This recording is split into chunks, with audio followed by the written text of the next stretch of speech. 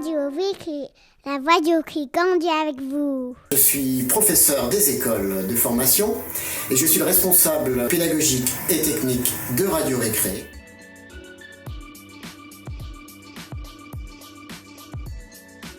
Radio Récré est un outil de communication, mais également un outil pédagogique pour apprendre différemment. À l'origine, Radio Récré concernait les primaires uniquement. Depuis quelques années, les élèves du secondaire participent aussi aux émissions. On utilise de plus en plus la vidéo. La première raison, c'est que ça permet un petit peu de visualiser ce qui se passe dans les classes. Ensuite, la vidéo est un autre moyen d'expression que les adolescents du collège, par exemple, ont tendance à choisir, parce qu'on est dans un monde d'images. Puisque nous commençons à faire de la radio dès la grande section de maternelle, les enfants ont pris l'habitude, il y a une confiance en soi qui s'est installée et c'est un des intérêts pédagogiques de la radio qui est d'avoir une plus grande confiance en soi.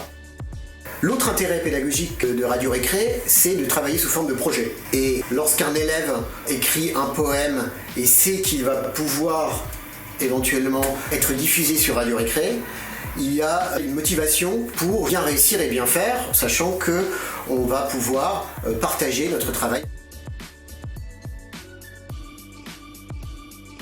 Pour faire une émission, il y a 5 étapes. La première étape est la préparation.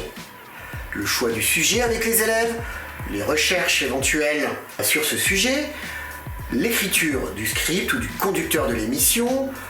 Ensuite, a lieu l'enregistrement, c'est la deuxième étape.